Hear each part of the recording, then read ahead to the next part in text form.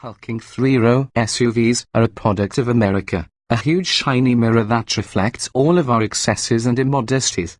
Several classic big utes, the Cadillac Escalade, the Chevrolet Suburban, and the Lincoln Navigator among them, are, fittingly, produced by hometown carmakers.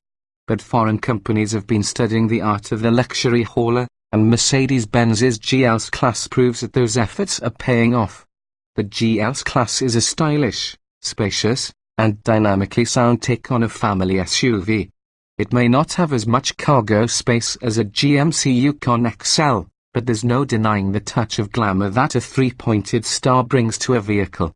The GLS-Class feels much smaller than its size on the road. It's surprisingly quick and nimble, and, unlike many others in the class, it isn't onerous to park. Those are the qualities that helped the GLS claim a 10 Best Trucks and SUVs title in 2017, and since it's virtually unchanged for 2018, it remains at the top of the class. Highs above the average driving dynamics, stellar powertrains, spacious and luxurious. Lows high price, expected features cost extra, lacks cargo space behind the third row. Verdict: big and fast but composed and graceful. The GLS-Class is a status symbol worthy of its place atop the SUV mountain. What's new for 2018? Almost nothing. Mercedes added a new no-cost 19-inch wheel design to the GLS 450, but otherwise the GLS-Class sails into 2018 unchanged.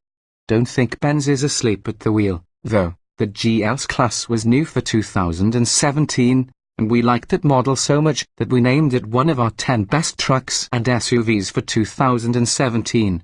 Even without a significant refresh for 2018, it's still head and shoulders above many other cars in the class. What was new for 2017? Mercedes renamed the GLE-Class as the GLS-Class for 2017 to better parallel the nomenclature of its sedan lineup.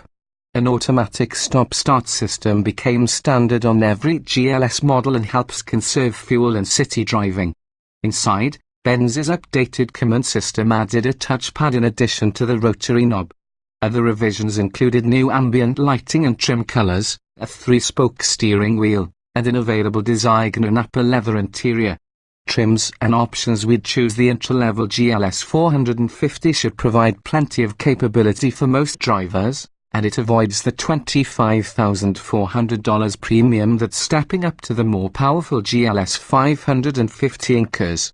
The GLS 450 comes standard with a rather barren interior that does not befit the model's $70,545 base price, but careful additions can increase the GLS 450's luxury quotient without seriously inflating the price.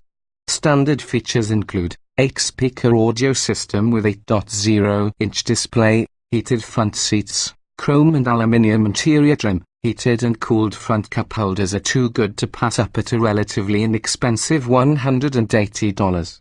Looking to stand out a bit more? Then you might be interested in the $1,340 appearance package, which adds illuminated running boards along with 20-inch wheels. GLS-Class buyers are confronted with a choice between two powerful, competent powertrains, and either provides ample motivation for this Benz brawler. An adjustable air-spring suspension adds versatility and off-road credibility to the luxury SUV. What's new for 2018? There are no changes to the GLS-Class's powertrains this year.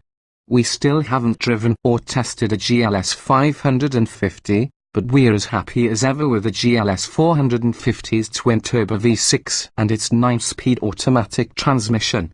2017 Mercedes-Benz GLS-Class. The base engine found in the GLS 450 is a purring and muscular 362 horsepower twin-turbocharged 3.0-litre V6, while a stout 449 horsepower twin-turbo 4.7-litre V8 powers the GLS 550.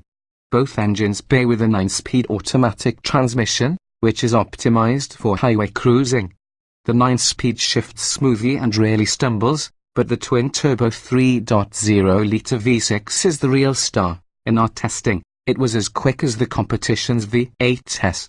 In sport mode, The transmission selects slower gears and holds shifts longer too long. Sometimes, in comfort mode, fuel economy is prioritized, and the transmission is prone to upshift earlier.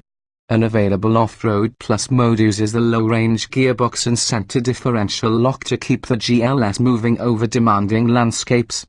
The GLS's pair of twin-turbo engines are as efficient as can be expected in this class, and they proved so in our real-world testing.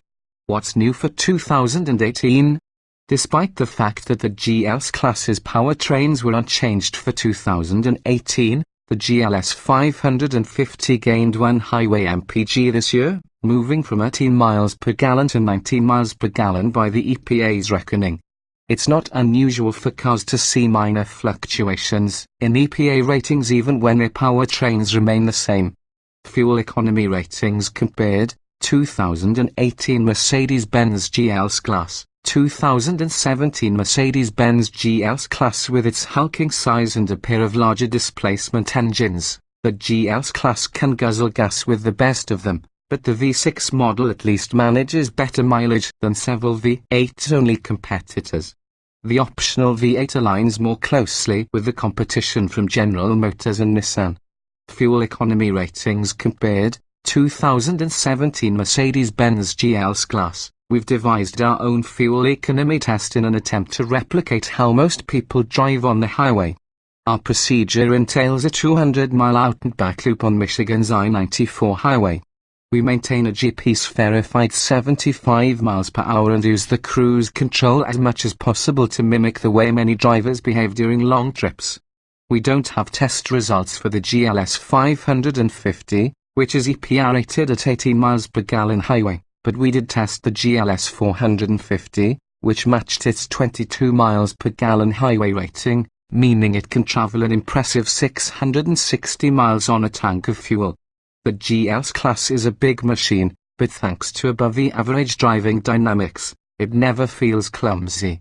Although it sometimes betrays its size, long braking stops and a soft suspension are the main culprits. The GLS is respectably adept on the road.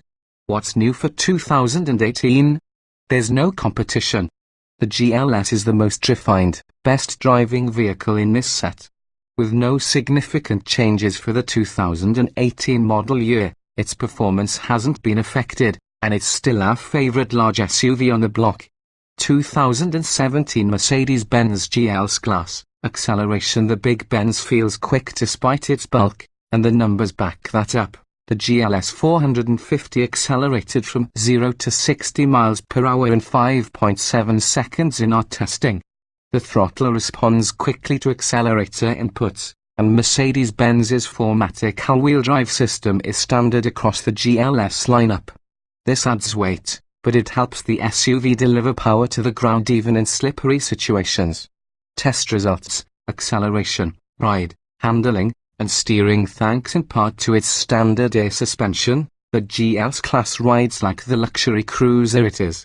Bumps and pavement imperfections melt away in the standard comfort setting. The available adaptive shocks stiffen the pillowy ride when sport mode is selected.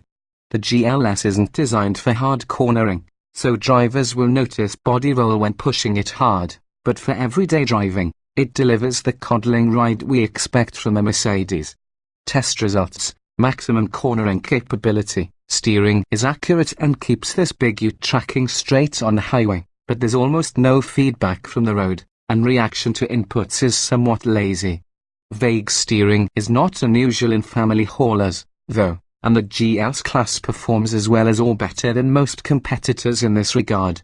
Braking: stopping the GLS-Class in its tracks is no mean feat, given that it tips the scales at more than 5,300 pounds. When you first apply the pedal, there is sponginess, but after that, it feels firm and reassuring. The Mercedes-Benz maximizes the braking system's effectiveness by automatically positioning the brake pads closer to the discs when the driver lifts off the accelerator, and using the brake pads to periodically clear water off the discs in wet weather.